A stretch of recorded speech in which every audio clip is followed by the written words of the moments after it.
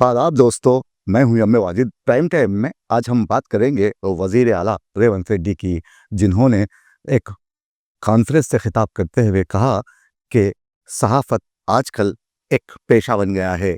ताहम उन्होंने अनपढ़, जाहिल और बदतमीज़ सहाफ़ियों की खिल्ली उड़ाते हुए कहा कि उन्हें जब मैं देखता हूं तो थप्पड़ मारने को दिल करता है।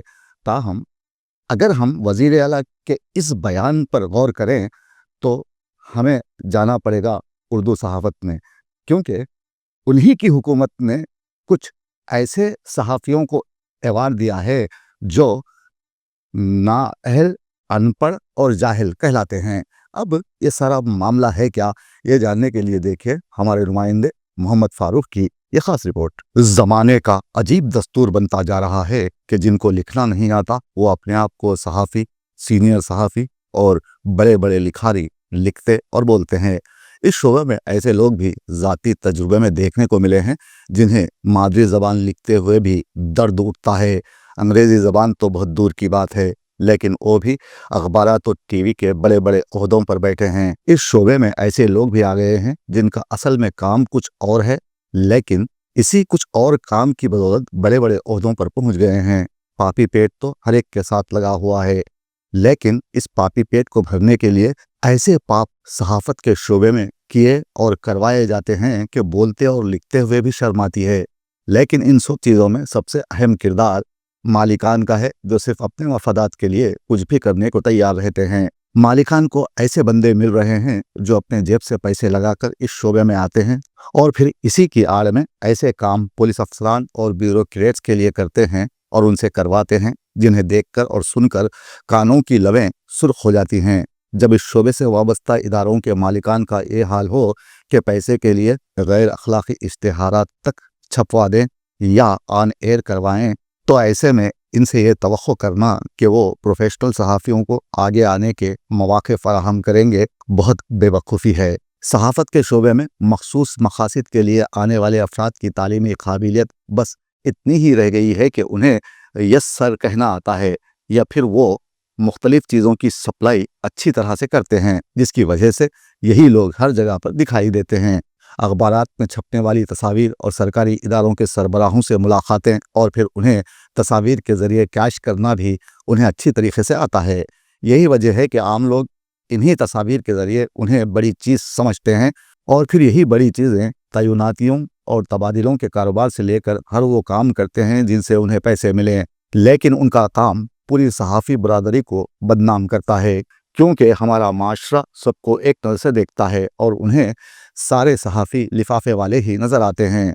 हालांकि 100 में से सिर्फ 5% ऐसे सहाफ़ी होंगे, लेकिन इन 5% की करतूतों की वजह से सारी बिरादरी बदनाम होती है। इस तरह के रवैयों से जहां सहाफ़त के शोबे में नए आने वाले नौजवान सहाफ़ियों की दिलशकनी हो रही है, वहीं पर इस शोबे में काम करने वाले प्रोफेशनल और सीनियर सहाफ़ी भी तंग आ गए हैं कि हम लोग किधर फंस गए हैं, क्योंकि ना तो वो ऐसी सहाफ़त करते हैं और ना ही उन्हें हराम की कमाई का शौक़ होता है। इस शोबे में गैर प्रोफेशनल लोगों की आमद की वजह से सबसे ज़्यादा नुकसान अवाम को ही उठाना पड़ रहा है, क्योंकि जिस तरह हुक्मरानों को अवाम और अवामी मसाइल से बस नाम की हद तक दिलचस्पी होती है, क्योंकि जिस तरह हुक्मरानों को अवाम और अवामी मसाइल से बस नाम की हद तक दिलचस्पी होती है, उसी तरह ये नाम नहाद लोग भी अवामी मसाइल से उतनी ही गर्ज रखते हैं। इसलिए इन रोज़नामों, मैगज़ीन, टीवी चैनल या सोशल मीडिया में सिर्फ मखसूस चीज़ें, सियासतदानों के चेहरे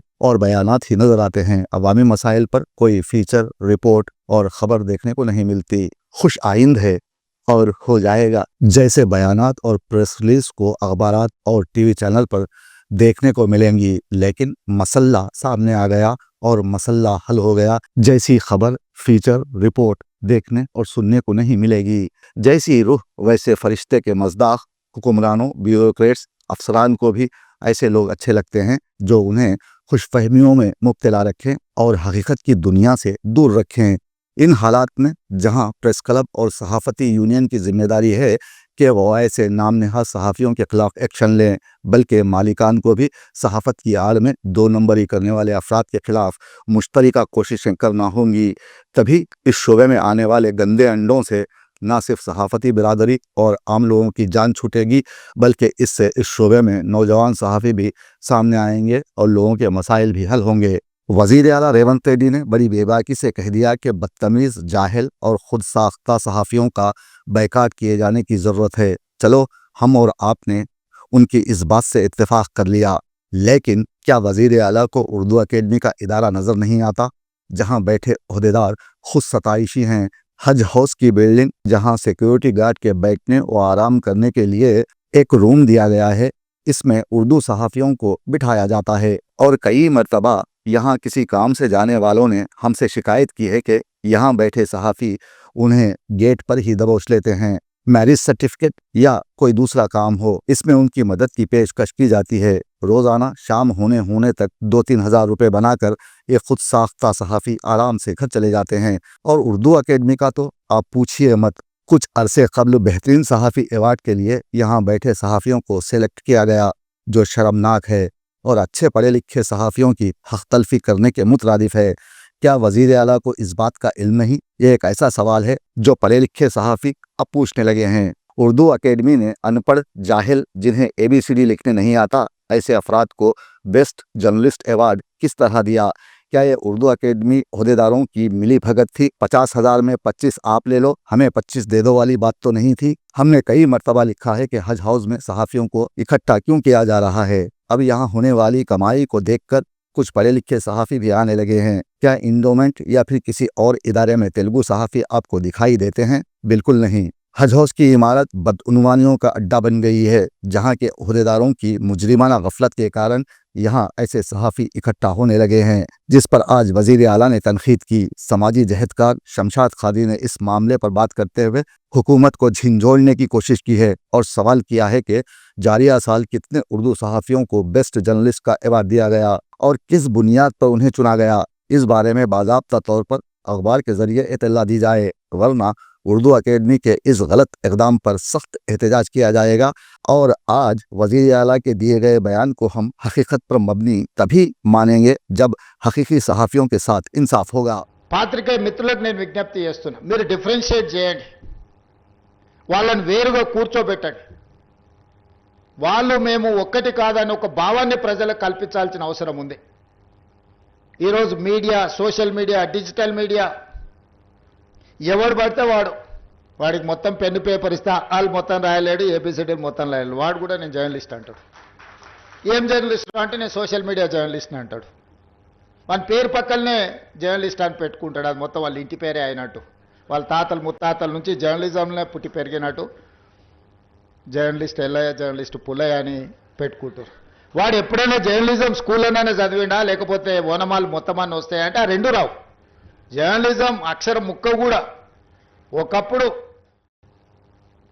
పత్రికా సమావేశాలకు కూడా ఎవడు పడితే వాడు లోపలికి వచ్చేసి మీకంటే ముందల కుర్చీలో కూర్చుంటాడు. ఇంతకుముందు నేను చూస్తున్నాను, ఒక 15 సంవత్సరాల క్రితం నేను ప్రజాప్రతినిధిగా ఎన్నికైనప్పుడు పత్రికా సమావేశాలు పెడితే సీనియర్ రాగానే సీనియర్ జర్నలిస్ట్ ఏ పేపర్ అన్నా ఉండని, లేకపోతే ఏ టీవీ అన్నా ఉండని, జూనియర్స్ ఎవరైనా ఉంటే సీనియర్స్ వస్తే ముందల సీట్లో కూర్చున్న వాళ్ళు కూడా లేచి వాళ్ళకి సీట్ ఇచ్చి వెనక్కి వెళ్ళి కూర్చునే వాళ్ళు. ఒకవేళ సీట్ లేకపోతే పక్కకు నించొని నోట్ చేసుకునేది. ఒక బాధ్యత, ఒక గౌరవం, ఒక మర్యాద. వాళ్ళ యాజమాన్యాలు ఎవరున్నా జర్నలిస్టుని ఒక గౌరవించుకునే పరిస్థితి ఉండే. ఇప్పుడు ఆ పరిస్థితి పూర్తిగా దెబ్బతిన్నది.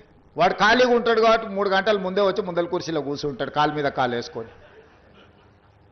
వాడికి ఆ వచ్చిన సీనియర్ జర్నలిస్టు వాళ్ళ జీవితాన్ని మొత్తం జర్నలిజంలో కలిపినరు. వాళ్ళు సిన్సియర్గా ప్రజా సమస్యల్ని విశ్లేషించడానికి, పరిశోధనలు చేయడానికి, వాళ్ళ జీవితాన్ని, ఆరోగ్యాన్ని ఫనంగా పెట్టి, కుటుంబాలను కూడా ఫనంగా పెట్టి ప్రజల సమస్యలను తెలుసుకోవడానికి ఎక్కడెక్కడనో మారుమూల ప్రాంతాలకు వెళ్ళి రోజుల కొద్దీ ప్రజలలో మమేకమై ఆ సమస్యల్ని తెలుసుకొని వాళ్ళు రాసిందన్న సంగతి, పాలకులు చేస్తున్న తప్పులను పట్టుకోవడానికి నిరంతరం శ్రమించి విశ్లేషించి, మన ప్రాంతంలో జరిగిన విద్యుత్ ఉద్యమాల వెనుక ఇంత కఠోరమైన దీక్ష జర్నలిస్టులది ఉన్నది.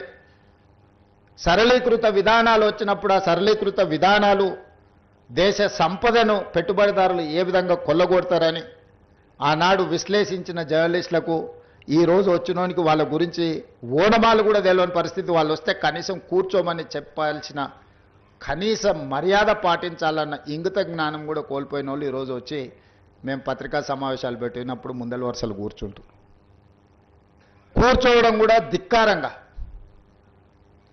మనమేదో లోకు అయినట్టు వాడేదో మన మీద పెత్తనాన్ని చెలాయించడానికి వచ్చినట్టు మన కళ్ళకు చూస్తుంటాడు. ఇంకా నువ్వు నమస్కారం పెడతలేవు, నన్ను చూసి తల ఉంచుకుంటలేవేందని. నాకైతే అప్పుడప్పుడు అనిపిస్తుంది దిగిపోయి పల్ల చెంపలు వలగొట్టాలని. కానీ పరిస్థితులు హోదా అడ్డం వస్తుంటాయి. గతంలో జర్నలిస్టులను చూస్తే మర్యాద ఇచ్చి పలకరించి ప్రెస్ మీట్ అయిపోయిన తర్వాత వాళ్ళతో 10 నిమిషాలు మాట్లాడి మేము చెప్పిన దాంట్లో ఏమన్నా లోపాలు ఉన్నాయా, లేకపోతే మేము చెబుతున్న ఉద్దేశం ఇదే అని. మీరు డయాబెటిక్ అయి ఉంటే ఒక్క fasting blood sugar, post prandial blood షుగర్తో సరిపెట్టుకోకండి. మీకు కావాల్సింది సంపూర్ణ డయాబెటిక్ ప్యాకేజ్. అందుకే యాపిల్ డయాగ్నోస్టిక్ సెంటర్ వారు అందిస్తున్న యాపిల్ డయా కేర్ కేవలం 599 రూపాయలతో అన్ని రకములైనటువంటి డయాబెటిక్ పరీక్షలు నిర్వహించబడును. ధర తక్కువ, ఫలితం ఎక్కువ. సంప్రదించండి 8008804014 9000009790.